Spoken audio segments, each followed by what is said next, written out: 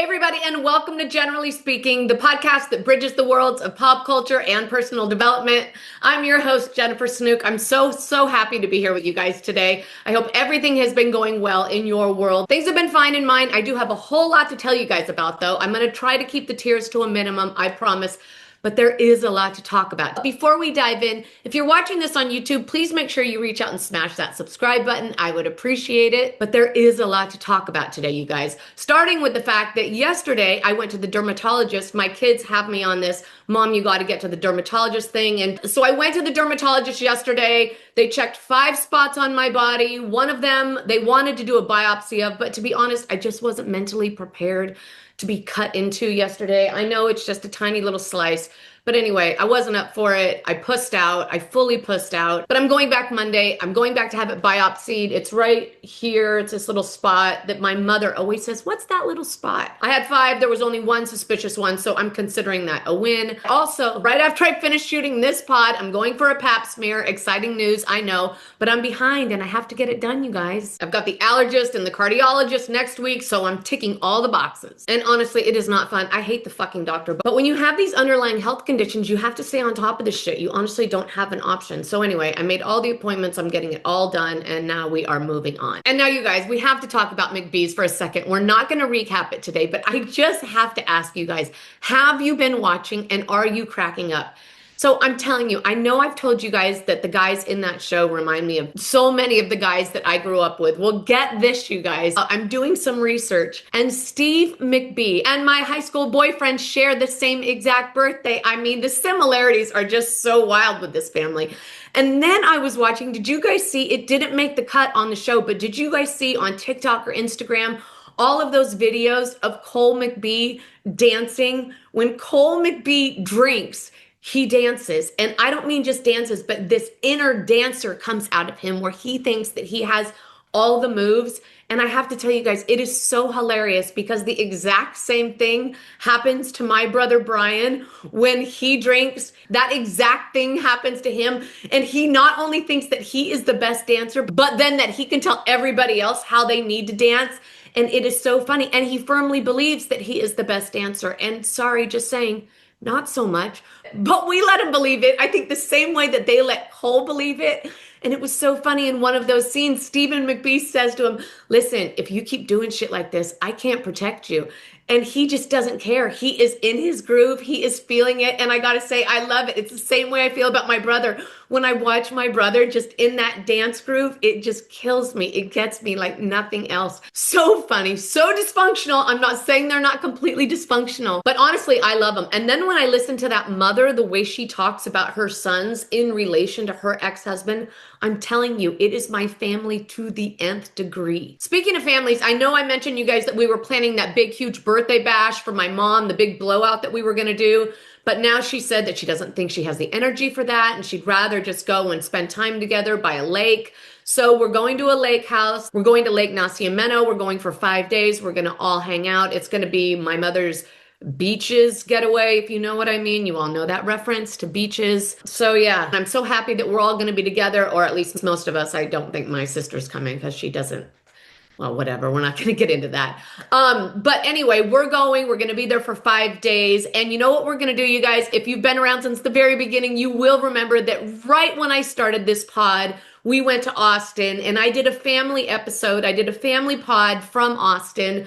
But just as I was walking into the other room, you guys, to edit the pod, my computer fell and busted and I lost the whole thing. So there was this long lost family, generally speaking, pod with my mom and my brothers and my kids and my nephews, my sister-in-law. We were all there with all of us together in Austin and it was so cute and so good, but no one ever saw it because it got lost. So we're going to do it again. So we're going to record that family pod while we're all together. And then the pod that I have before that is a very special episode with a very special friend of mine. Emmy Award winner Sean Blakemore is going to be be sitting down with us for a very fun hour. You know Sean from movies like Motives, Astra, and TV shows like General Hospital and Greenleaf. Anyway, Sean is a wonderful friend of mine and has an incredible story. And we're going to do a deep cut. Generally Speaking is the podcast that bridges the worlds between pop culture and personal development. And that's exactly what we're going to be talking about with Sean, pop culture to personal development and the whole journey in between. And I am so excited that he's agreed to join us. Sean has the most incredible stories, you guys. You are going to love this. So while we're at the lake, you guys are going to get my sit down with Sean. And then the following weekend, you're going to get the family pod. And that Saturday that I release the family pod is the same day that Christy and I are going to be going to our high school reunion, you guys. So instead of heading back to LA from the lake, I'm going to be going back up to the Bay for the reunion, and I am so excited about it. Speaking of the Bay, I just want to say a very special happy first day. Oh, this will make me cry. To my nephews who today I FaceTimed and I saw my mother, my mom was sitting at the table because my mom lives just next door on the same property as my nephews, and she was sitting there having breakfast with them on their first day of school. And it really got me because my mom had cancer when I was pregnant with my first daughter over 30 years ago. And I remember worrying and wondering if my mom was going to be there to see my kids go to school on their first day. And that was over 30 years ago. And my mom made it all of that time. And now I saw her through the FaceTime sitting there with my two nephews having breakfast with them on their first day of school. And I just thought, like, what a miracle, right? What a miracle, you guys. Honestly, when I get so sad about my mom, which I have been, you just got to go to gratitude. I mean, how lucky am I? Anyway, just happy tears. And happy new school year to my nephews and to all the other kids out there. And I got to tell you, I don't miss it. I do not miss that morning rush at all. When I watch my sister-in-law getting my nephews out the door, I just think, well, better you than me. I mean, it is sweet. I miss that time, but I don't miss that time, you know? But here's what I am starting to miss, you guys. I'm starting to miss my brown hair. I've been blonde for a minute now, since just after New Year's. And I just don't know how much longer I'm going to keep this blonde. So I'm going to put a poll up, you guys. My kids absolutely want me to be brunette again. They do not like my blonde. You know, my kids like me to look the way they have always known me to look. People like their mothers to feel familiar. And I think this blonde just has felt so foreign with my kids. So they hate it. My kids basically hate my blonde. I'm just going to tell you that now. I've kind of grown to love it, but I'm just curious. This is only curiosity. I promise it's not going to decide because I will be dark again at some point, but I'm just curious what you guys think.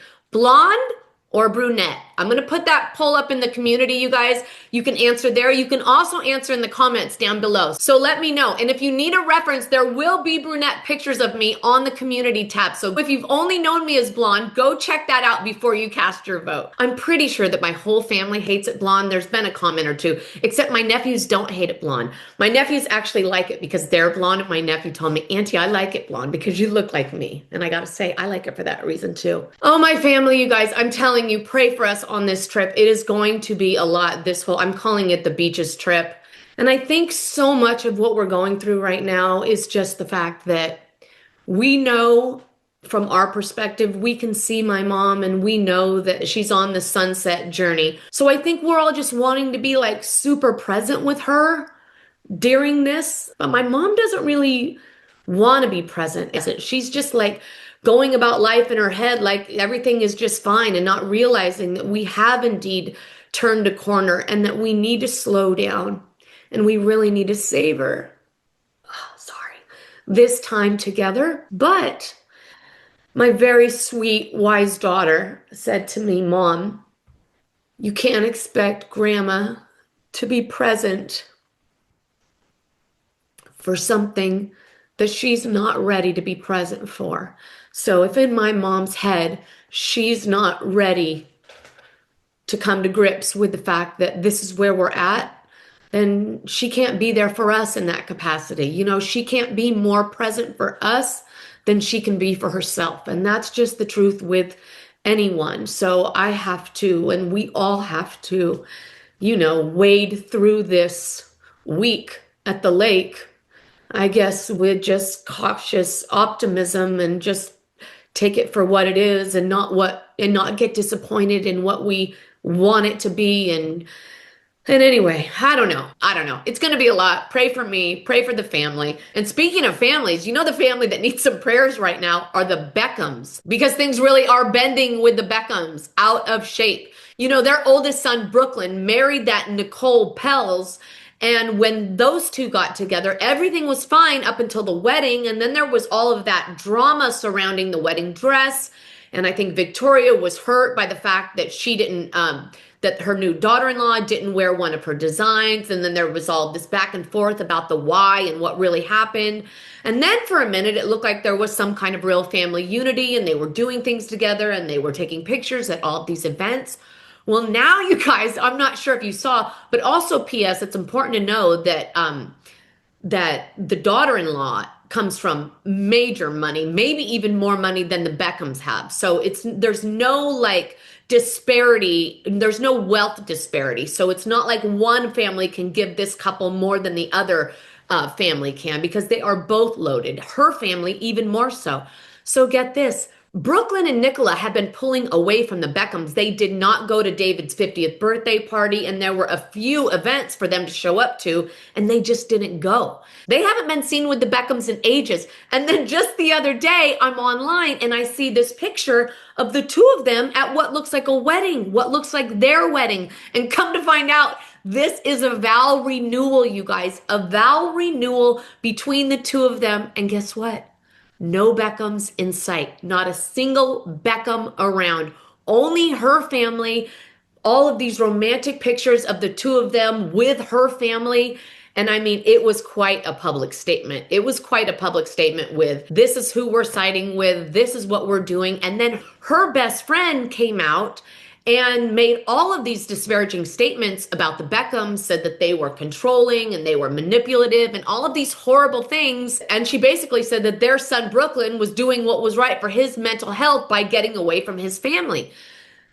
Whew, it is a lot, and I'm sure Victoria is really, and David are really going through it. It is, I mean, so hard. My God, so hard when one of your kids is estranged. There's nothing harder than being estranged from someone you love, especially if you're dealing with a connection as close as they've always had. I mean, historically, they've been so close. So, I mean, this is really just a pissing match situation. I think these kids are trying to strike out on their own, but it's very difficult to act like you're striking out on your own when you're still under the umbrella of your parents on her side that are just providing anything and everything that you could wish for. I mean, this is horrible. This shit sucks. It happens to every family on some level at some point. Family drama, it's never fun at all. Speaking of family drama, you guys, Teresa and Louie and most of the kids are in Spain.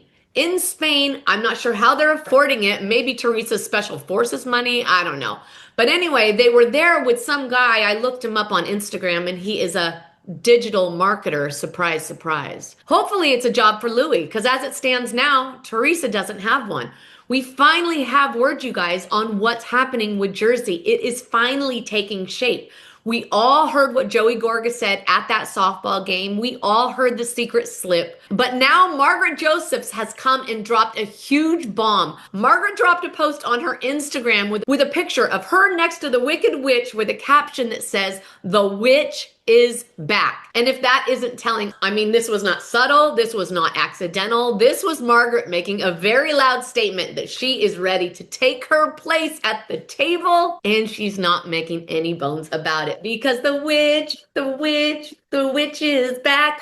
Stone cold sober, and she's punching a pack, ladies and gentlemen. You can guarantee that. So you've got Marge is back, Melissa's back, but this time with sprinkles. You've got Dolores, who will be the steady hand, and Dolores is also going to play the part of the bridge, right? Because it's important, I think, for them to keep a bridge there for Teresa fans to always hold out some hope. And listen, I don't want to hold out hope just for the sake of saying that. Truthfully, if there is hope to be had, let's all have it. And we should always hold out some element of hope for a reconciliation.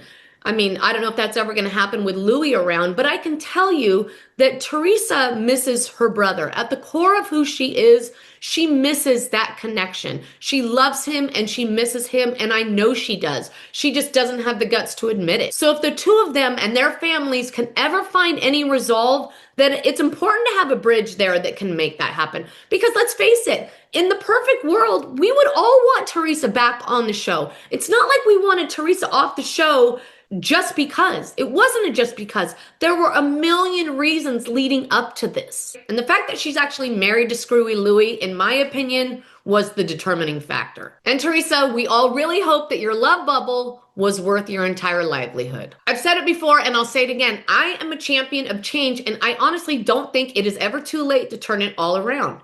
I'm not saying that Teresa will get there. I'm just saying that it's possible. And then there's Juicy Joe, and we can't forget that contest that's going on, everybody. Joe just announced that he is going to have a winner soon. And you can stay at this hotel or you can stay at this one. Stay tuned. It could be you. And then the snowflakes are back, everybody. We got the trailer for Salt Lake City and it is looking so good and I am so excited. Angie is the center snowflake again. Okay, now let's talk Valley, you guys, since we're in it. I don't really have a lot to say except this. I do not in any way, shape, or form need to see Janet or Jason on my screen anymore. I just can't do it. I cannot take how sanctimonious the two of them are. It is nauseating. She is hard to take. And honestly, at this point, he might even be worse. Who in God's name, this guy? I mean, they are so righteous, both of them. Janet says that until Danny's behavior stops, she's not going to feel badly talking about him this way. Well, I would just like to say the same thing. Janet, until your bitchy scorekeeping behavior stops, we're not going to feel badly talking about you this way either. Oh, sorry, I do have one other thing to say about the Valley, and it's about Jesse's girlfriend. And to quote Kristen, I just like to say the girlfriend can suck a dick. Whatever your name is, you and your legal get lost. Okay, now moving over to the OC, you guys, because we are keeping it West Coast, even though the OC girls went to New Orleans. So anyway, we're all mixed up, but we're talking OC right now. What a show, you guys. I'm telling you, this shit is wild. You've got little Miss Sanctimonious Shannon over here saying that she won't even go to the same restaurant with Katie because she recorded her and did something illegal. Isn't it funny that Shannon seems to have such a short memory? Shannon loves standing on that soapbox, scolding other people for doing something wrong. Because I guess Shannon does everything right? Then the girls split up in two groups for the day. Emily takes a group, Gina takes the other group. Everyone's hurting, everyone's pissed. They're all holding grudges and only about half of them seem to be having any fun. But they are all eating beignets, so there's hope. Since Shannon refuses to be around Katie, Katie has to go and join the other group who's out for some retail therapy. Meanwhile, in the other group, Tamara, Emily, and Shannon talk about the tension between Tamara and Shannon. Shannon says she can't move past what Tamara did to her last year. And she looks at Tamara and says, I just can't jump back in. While the other group is out shopping, Jen brings up that fatty photo that she just can't let go. But can we just talk about the fact that in that picture, Jen looked completely normal? She looked like the most average, normal person. And now listen, if she wasn't now some yoga master with absolutely zero body fat, Jen looked like a completely normal, beautiful woman. And if she wasn't the yoga master that she is now with 0% body fat, she wouldn't be calling that picture a fatty. And quite frankly, I think for her to look at herself and call that the fatty picture and be so ashamed of it and so hung up on the fact that it's out there. I mean, honestly, I think Jen's reaction to that fatty picture is what's most detrimental and destructive. Then one of the groups goes into the voodoo shop, and when they hear that they only have to be there for the voodoo spirits to get in them, Tamara, Gretchen, and Shannon go running out like a bunch of babies. The topic of Katie comes up, and Tamara tells Shannon, I think you need to just let it go. And Shannon goes, let it go? That coming from you? A person that she just, told that terrible lie about? And Tamara goes, geez, and you could tell that she's wrestling with something. And then Gretchen goes, what? And Tamara looks at Gretchen and says, well, she met up with the blogger Kiki Monique and told her that I roofied you. And Gretchen goes, what? And you can just tell Gretchen's already melting face completely fell apart. I mean, this shit has Gretchen spinning. Then everybody goes back to the hotel. The girls are all getting ready for dinner. The girls are actually doing their own hair. I'm not sure why. But in doing so, Shannon makes herself look like Bret Michaels. On the way to dinner, Tamara tells everybody in the car what went down in the conversation that she had with Gretchen about this horrible thing that Kiki Monique said. And then Jen, who's in the second car, stops by Gretchen's room to pick her up because they're supposed to be going to this dinner too. And she can tell that Gretchen's all rattled and she says, hey, what's up? And then Gretchen proceeds to tell her exactly what the conversation was with Tamara. And then next thing you know, Katie comes and knocks on the door. And she proceeds to tell Katie everything that was said. Katie completely denies everything. And now you have to remember that Gretchen's sitting here listening to Katie's very passionate denial and knowing that she's had such a horrible history with Tamara. So she doesn't want to believe Tamara, even though something inside of her consents that Tamara was telling the truth. She wants to believe Katie. And historically, she's had such bad history with Tamara that she decides to. She decides to believe Katie, and that's going to be the carriage that she hooks her horse to. Then Katie and Jen and Gretchen all arrive in the second car, and everyone at the table is already talking about this, so things are tense. They walk in and everything gets even worse. I mean, shit is as tense as it gets. Tamara can instantly sense the shift and she asks Gretchen if they can talk. So the two of them step aside and Tamara says, so what's up? Did you talk to her? What'd she say? And she says, yeah, I talked to her and she denied it. She said, that's not true at all. And Tamara says, you're kidding me? She denied it? And she says, yeah. The next thing you know, Katie walks up and says, Tamara, I never said that to Kiki Monique. And Tamara says, oh, please, Katie, then why would anyone make that up and say that to me? It just doesn't make any sense. And then Gretchen says, you know, Tamara, I was really hoping that we could move forward. But now this? And then Tamara goes, what? Are you kidding me? And then she storms back into the room and she announces, I can't believe it. Gretchen believes her. Gretchen believes Katie, which of course infuriates Shannon because she doesn't want anybody to believe anything Katie says. To camera, Tamara says, I am so blindsided. I really believe that Gretchen and I were on the same side with this. Katie walks back in and Shannon gives her a round of applause and says, well done, Katie, well done. She says, your excuses work for one person. And Katie says, oh, shut up, Shannon. You're not involved in this. Shannon says, you've hurt everyone at this table except Jen. And Katie says, well, I've apologized and I've owned it. And Shannon says, well, why would we even want to be around someone who hurts an entire table of people? Katie says, I didn't say it. And then Shannon loses her shit. Shannon goes, stop lying. Stop lying. Ooh, I can't stand you. And Heather says, listen, I love Shannon, but she is like a dog with a frisbee and she just won't let it go. Shannon looks at Katie and says, Katie, you are known as the leak from the bottom to the top. Then Gretchen says, listen, you guys, Katie's never done anything to me and Tamara's made my life miserable for years. Who am I supposed to believe? There's no proof here. And then Jen says, well, if we're going to talk about everything, why don't I ask you about that picture, Tamara? Huh? Where's that fatty picture that you've been circulating about me? And then Tamara, with one eye open, says, oh, I don't care about that. I was just retaliating. And Tamara is looking a little razapammy. And I'm not trying to judge. I know she was going through some shit, but it did really go south there for a second. I mean, Tamara started going a little ham until Gina reeled her back. She says, Tamara, you're being rude and you're sloshed. And that's what's really happening here, you with your one eye open. Gina says, it's not fun to be in the middle of your bullshit. And Heather says, for any of us. And then as if the awkwardness couldn't get any worse, it does. Heather offers Tamara some of her gumbo and Tamara looks back at her and says, no, I don't want anything from you. Shannon says, I don't know what's up with Tamara, but she walked into my room with something that she said was water, but it didn't look like water. And she just told me 5 hours ago that I was never going to see her wasted again. And then right at that moment, Tamara stands up, leaves the table, walks straight over to production, and when one of the producers asks her if she's okay, she gets weepy and says, I just want to go home. Then Emily says, what the fuck is going on with her? And everybody's wondering what's happening at this point. Then Heather rushes over to her and says, listen, what's wrong with you? And Tamara says to her, what do you mean what's wrong with me? There's nothing wrong with me. I had a conversation with Gretchen and she believed what I said and she was on my side. And then suddenly Katie gets here and everything changes. And Tamara's no doubt being a bitch to Heather. So Heather walks away and says, I'm worried about her. Back at the table, Gina says, this wasn't just alcohol. She must have taken a Xanax or something. Then they cut to Tamara asking production if they're going to get her a car or if she needs to call an Uber. Then back at the table, Gina starts getting a rage text from Tamara. And then she looks at her phone and says, oh my God, on Tamara's story, she just said that she quits. So at this point, where we are is Tamara has publicly quit the show. And from what I hear on very good authority, this is not the only time it happens this season. Anyway, you guys, moving over to Miami. Well, there was a lot of Miami this week, you guys, and I loved it. I mean, back-to-back episodes, how great was that? The first episode was everybody getting to Sevilla, all of the women except that lunatic Lisa, who, shocker, was once again MIA. And then we had Stephanie, who brought Julia on her plane, gave her complimentary pajamas and the whole bit. And then as soon as Alexia arrived, Julia ran over to her with this real shit-talking vibe and said,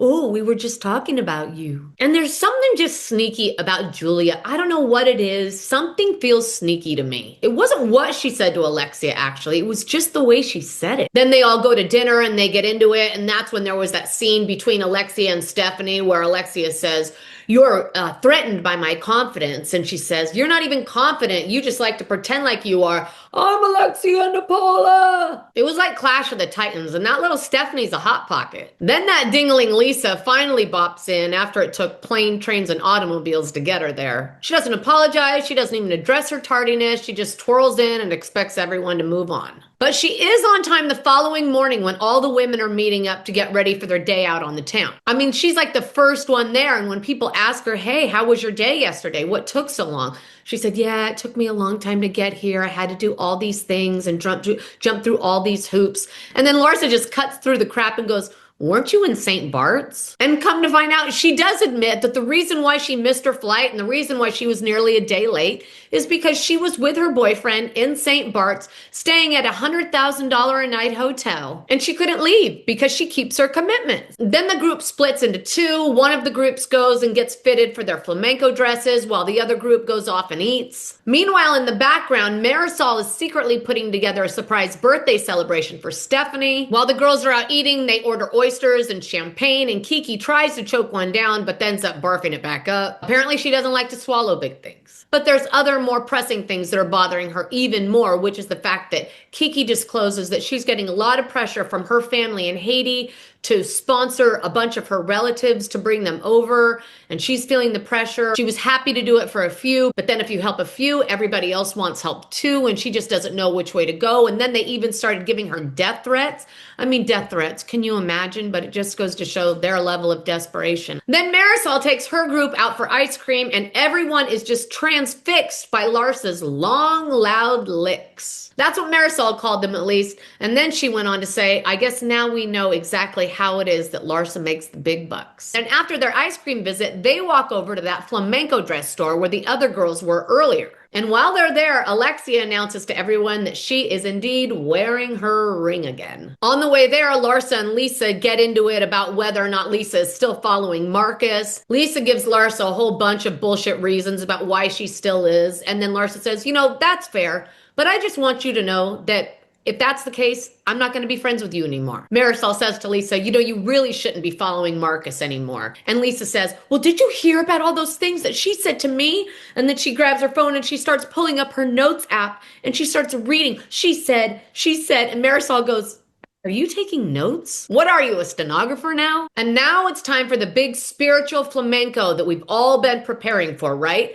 But on the ride over, this fight about Marcus and Lisa following him or unfollowing him is still happening, and it is heated. They all make their way into the room. The big flamenco instructor greets them all, and she goes on to explain the origins of flamenco and how it's about getting all your pain out. And trust me, these women all have plenty of pain, so they're into it. And then you have the encyclopedia Adriana, who of course showers us all with her brilliant knowledge about flamenco. Because you know Adriana, she knows something about everything. So from what I gather, you're supposed to undulate. Yeah.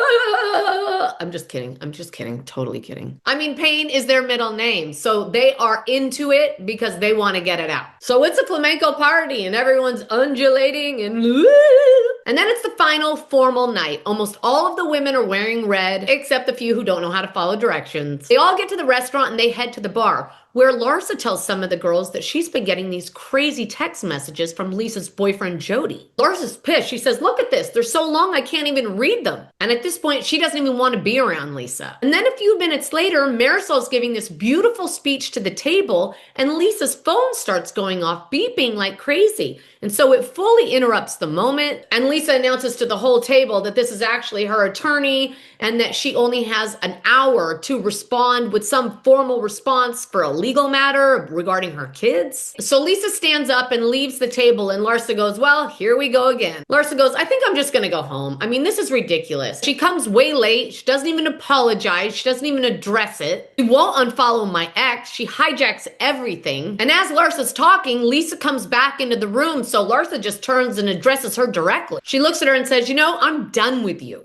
And Larsa stands up and turns around to leave. And Lisa looks up like a deer in the headlights and goes, what did I do? And then the camera cuts to Larsa, who's standing with some of the other women around her, and they're all looking at these text messages, and everybody's face is getting more and more shocked by the second. And I just have to say, I know that these women don't build themselves as brilliant, except maybe Adriana, but I'm just curious about Lisa, because is there anything there? Is there anything inside? I worry about her kids. Like, will she pay attention? Because I feel like she doesn't clock anything anyone says. Is it selective? Does she have the capacity? Is she able to do it and just chooses not to with these women? Or is she really just so vacant that she's unable? Because in that case, I feel sorry for her kids because it's awful. She's horrible. But holy shit, this show is so good. And I would also like to point this out, you guys. You know the new girl, Stephanie? We've noticed it's been very clear that she has wrapped her entire persona up into this package, right? This is what I am. I'm rich. It's all about what she has, the brands, the labels. That her entire personality and persona is based on all these highly valuable things, right? But I thought it was really interesting when we saw that throwback picture of her, and to heard Stephanie refer to her former self as ugly. It makes sense, right? Stephanie puts forward this very confident facade that this is who I am, this is who I am. But it's more like this is who she became. So she's got all this, she's got this look now, but does she really feel like this is who she is? Or is she still that little girl with the big nose, right? Because this is the psychology of it, right? If inside you still feel ugly and othered, then you need all of that stuff to help build your facade, to help build the barrier, to help build this is who I am. Look at this and don't remember what I used to look like. Don't remember the real me. So I think there's a lot of using the money and using the labels and using all the brand and all of that comes with the name and plain. I think there's a lot of that to probably cover up a lot of stuff that she was wrestling with as a young kid when she felt like the ugly duckling. I mean, it's some 2 + 2 shit. If you feel ugly inside, you buy a bunch of things that everyone else believes is so beautiful. The Birkin, the Chanel, right? That's her whole personality. But who are you really? I can tell you who she doesn't want to be. She doesn't want to be the pre-nose job girl. So I think a lot of her shit is just for show. And she uses that stuff to make her feel beautiful and valuable. And she probably was always smart. She probably is great in business, right? But being great in business and being beautiful in the eyes of the world are two very different things. If you still think you're ugly, there is no amount of money that will ever fill that void. All right, everybody, that about does it for this episode of Generally Speaking. Thank you so much for being here. I have loved spending this time with you. If you've been watching this on YouTube, please make sure you reach out and smash that subscribe button right now. I would appreciate it. If you've been listening on your favorite streaming platform, please make sure you give us a follow, leave us a 5-star rating. We would love that. If you'd like to collaborate or have a question you'd like answered on the pod, you can reach me at jennifer@jennifersnook.com. And if you'd like to find me on socials, you can find me on TikTok at This Is Generally Speaking or on Instagram at The Jennifer Snook. And if you'd like to get your hands on some of this adorable Generally Speaking merch, I will leave the link down below. All right, everybody, I have loved spending this time with you. Thank you so much for being here with me. I hope you have a wonderful weekend. And until we're together again, everybody, stay rooted in love. We'll see you next time.